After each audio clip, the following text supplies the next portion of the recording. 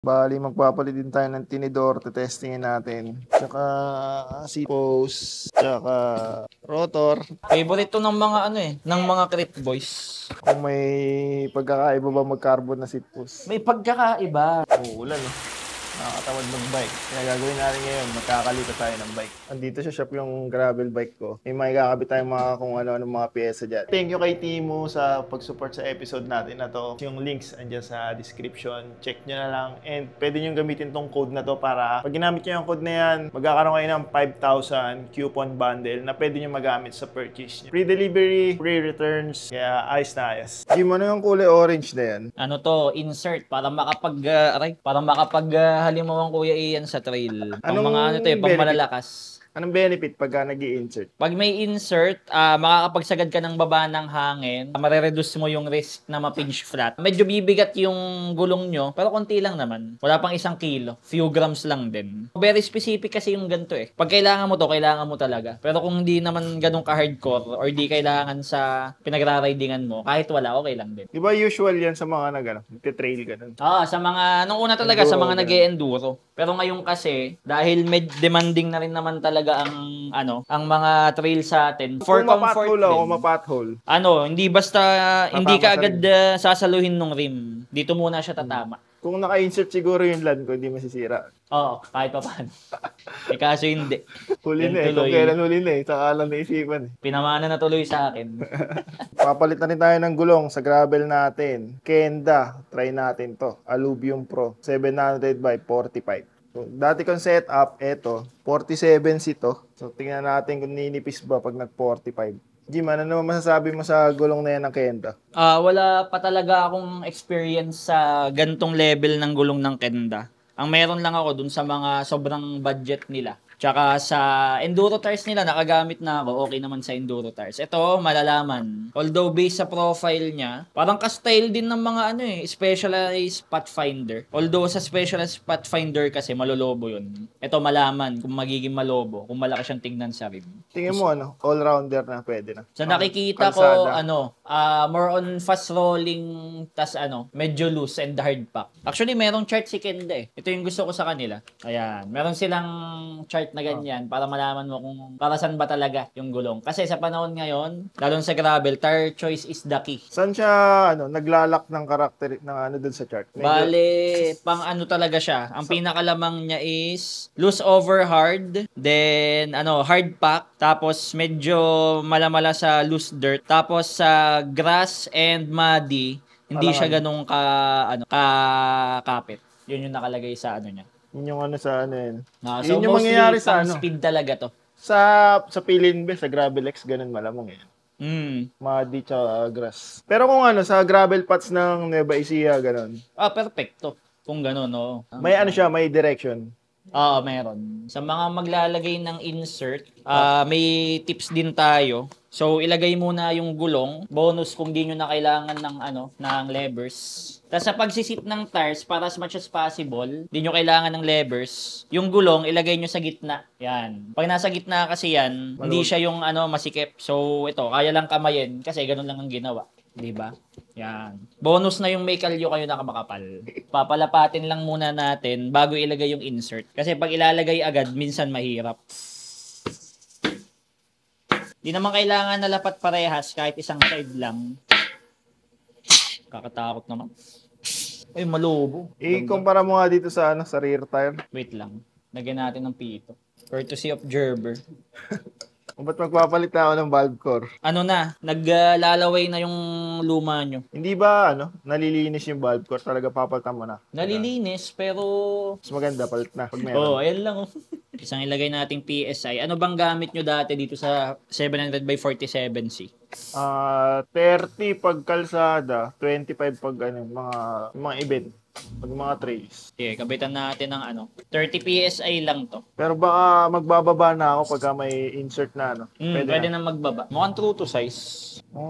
Halos hindi rin Hindi rin kakaiba eh. Victoria kasi madalas dapat yung i-consider yung knobs sa actual size kumpara sa sidewall. Ang mga Maxis baliktad. Ang mga Maxis yung mismong sidewall ang malobo. Sukatin natin. Although ito, mukhang makapit to sa dikuan kasi naka bulge out tong knobs. Sukatin natin. Sidewall.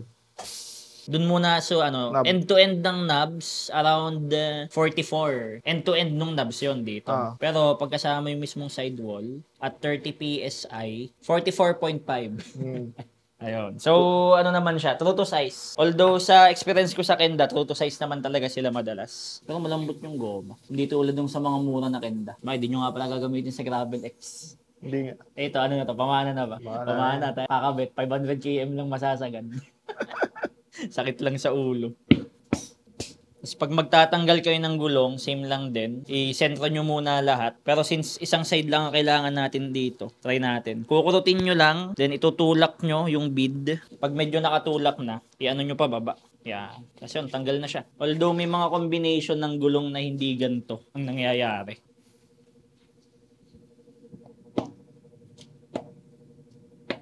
Kinamay lang walang tire lever. Hindi rin naman sobrang higpit nung nung insert. Meron kasi mga insert na sumisira ng lever. Yung kay LA, sumisira rin ng utak yun na nagkakabit eh. Tatanggalin ulit namin yung insert kasi kailangan ko ng tire valve pala na pang insert talaga. Kumuha lang naman ako ng insert para sa Gravel X para maprotektahan yung carbon na ribs. Kaso, change plan. Road pondo na lang pala ako, James. Para di na umuulan. Para di maputi ka na, no? Oo, para walang putik. Mahirap ba linisin yun? Sepal? Hindi. Papadaanan mo lang ng tubig yan. Oo. Ayaw na mabuhay. Tanggalin nyo na to. Ha? Ayun, gising na. Ayaw. Pero umiilaw yung di. Yun. Baka ba I-hold. Anong hinold ko yung tsaka lang gumalaw. 2 days siya natulog eh. Try nyo sa susunod, i-hold nyo lang yung shifter. Pagka yung ganon, tok-tok or hold nyo yung shifter. Bale, pinakaba ako nung EDS. Akala ko nasira. Natulog lang pala. Tulog mantika. Nasimplang ba to? Bakit? Parang bali ko yung hanger. I-check ko na nga din. O baka kayo, tawag dito, sa pagkakalagay, nabunggo. Pamana na? Bali, magpapalit din tayo ng tinidor. Testingin natin.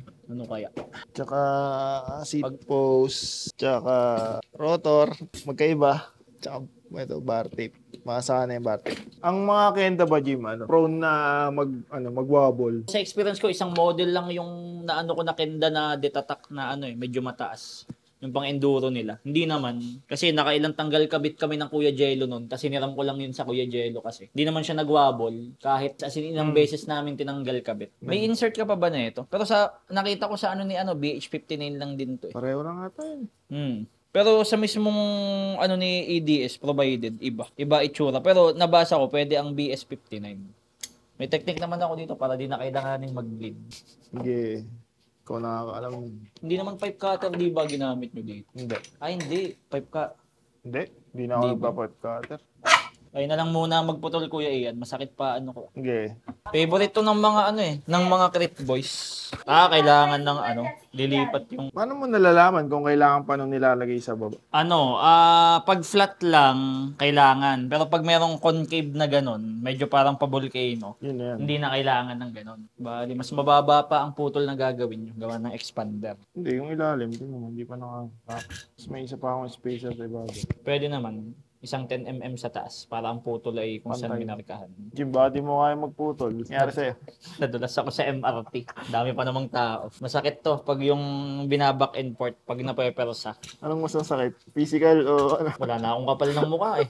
Makapal na mukha ko eh. Wala na problema sa akin yun eh. Wala yung tao. Dami namin bumababa. May 20 katao yun eh. Galing kami MRT. Ako na. Didihan nyo na rin yung tagiliran. Tumali. Lalo nyo nang hindi gagamitin yung wind space. Ano kaya? Madali kaya ipasok. Sobra. Ay, yun lang yun. May na pala yun. May tubo na. Yun ang maganda pag sa mga carbon na ganun. Ba't may ganun? Alin? Masikip yung yung olive. Ano ba ang olive dyan? Ang olive ay ito. Ito, barb. Bakit ganun? Sumisikip yung pwesto ng olive pag nalagay niya yung barb. Napipipi siya eh. Parang sa BH90, di ko naranasan yun. Pero minsan, sa basa rin sa hose. Dapat pala nakaganyan na simula pa lang. Tapos dapat medyo maano lang siya ng konti.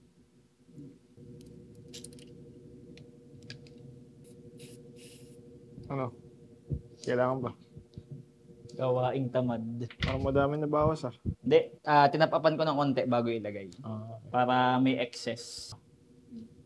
Papalit pala ako ng rotor, Jim. Ito. Pag yan, may sticker na naman sa mismong rotor, magwawala ako. Yung kay Arison, ganun eh. Hindi yata. Hindi yata nilagay sticker. Magkaiba. Yun o. Pwede na ba yan? Centerline Tagalog. Oo, laban na yan. Parang ganyan yung kay ano. Kay Boss Nick. Ayun, tunay. Yun ang legit. Bale, 40 Newton meters. Yeah, masakit na. Okay na yun. Ano, 40 na ba yun? Oo. Hindi ba nawala calibration ng ano mo, braso mo dahil sa dulas mo? Hindi, kasi ito okay naman. Ito lang ang masakit. Ito. Yan. Nalamog. Pero may bago kang gulong. Hmm? May bago kang gulong. Oo. Kaya... Okay lang. Hindi ko pa rin masabing worth it. Mahirap ma-injury sa panahon ngayon. Maraming hindi masasalihan ba? Oo. Mangyayari pa naman yan. Buhatan ng bike. Magiging duwatlon yan sa linggo. Favorite to ng mga ano eh. Ng mga Crit boys. Yung pang MTB. Hindi. Ito mismo. Weh? Kasi bibili ka lang naman ng reducer eh. Hindi maselan to sa hubs. Wala siyang gatla. Kaya nga ako nahihirapan paglalagay eh. Ano yun? Hindi ba siya ano? Magiging ano, stick rigid yung ano, kabitan. Hindi. Parang nakakatakot naman yung drop out. Pero the rest nung carbon mukhang okay naman tignan. Ano, magkaiba? Ay, wala pa nakalagay sa likod eh. Kaya nga hindi ko binitaw nung napindot ko eh. Late na na-realize. Kunti lang naman pinasok. Ay, nakalimutan ko yung bar tape. Bukas na lang ano. Dumating na yung bar tape ng Pinas eh. Ano ba? Sige. Pangit tignan no. Laki kasi ng clearance eh. Oh, wait. Hindi, yan yung mga uso wide stance. Oo, ano. Pero laki ng kasya sa kanya kung ganyan. Gitna ba? Oo. Pinindot, tas gitna. Madalas hindi eh. Hindi na ba gumagana yung ganun? Sa experience ko, hindi naman. Hindi pa Hindi na. Bihirang gumana. Parang nipis na ng pads nyo sa likod. Mga balatang bago maglaro. Kailan ba laro? Next year? Attack ba? Attack? Ay, hindi. Brusco. Oo nga pala. No? Travel nga pala ako dun. Palit na kayo. Parang manipis na yung likod. Kakayanin ba ng bike na yan dun? Oo, dali-dali na eh. Kakayanin kaya ng pork dun? Yung port na yan. Oo, kaya. Wala namang na kasi siyang mga big hits. Yung mga Babyheads. malalalim mo. Wala nang baby hits. Kaya wala nang problema yan. Wala na din namang mga malalalim na pothole na Mag-insert kaya ako. Ibili ako. Mas maganda ho. Mga Kuya Bino nga, mga 40 sila ang gamit dati nun eh. Yung mga malalakas. Tingnan nyo. May ilaw pala yun dito.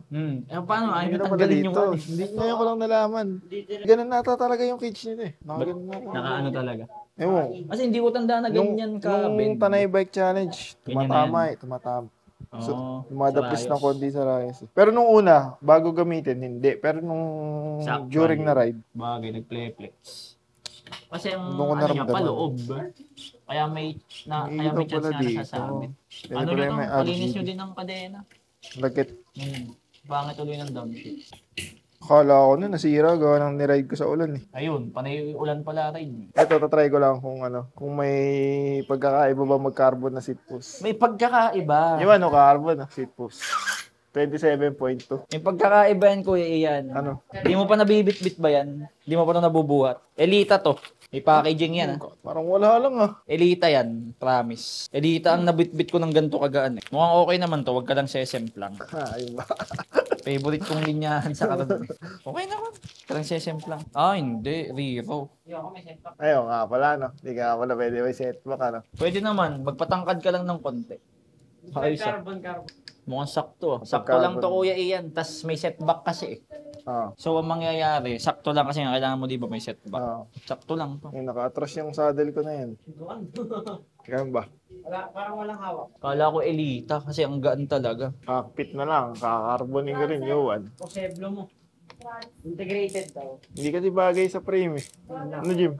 Alang alin? Yung integrated. Di ko masabi. Base siguro sa overall setup. Naka-deep dish ka na eh. So, pwedeng rin, bumagay. Yan, nakakatakot to ah. May topo kayo yung kay Doyok, senior isang kubat nag-crack. Alin?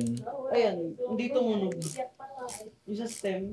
Sure ka ba na tama ang tapat mo? 6 Newton meter, tapos 1.6. Yung sinabi sa akin. Hindi. Ang sabi ko, ayan, di ba, 4. So, kung 5 Newton meters, Lalabasan mo konti. dito ka, 0.8, 1.2, anong gitna niyan? 5, di ba? Kumbaga, i-add mo yun. So, sumbong kita sa doyok. Dinisgrasya ka pala ni Yuan. Okay na. Gumang kaya. Ramdam. Tapos na bali. Huwag naman. Yung cogs, pwedeng gumaan yung cogs pag magliliit na lang kayo or mag-iibang speed. 12 speed. Hindi. 10 speed. 10 speed ba? 10 speed na yung lightweight, tapos 1146 or 50. Gaan yan. Pwede. Tingnan nyo nga ang, di ba? Ang microshift. Mas magaan pa sa XT. Sunshine kaya, sunshine. Yung sunshine na Lightweight.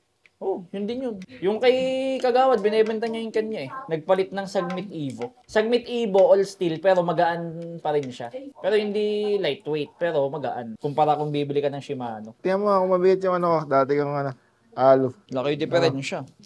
Ah. Ayun, ang bigat nga parang solid yung loob eh. Di ba alloy pa rin? Alloy yan. Alloy ito.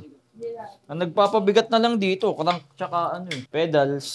Crank pedals. Yung cogs magaan na to, pero may igagaan pa. Yung crank, ano kayang crank ang magaan? Mas magaan pa yun. Ibusid. Tagalog. Ibusid.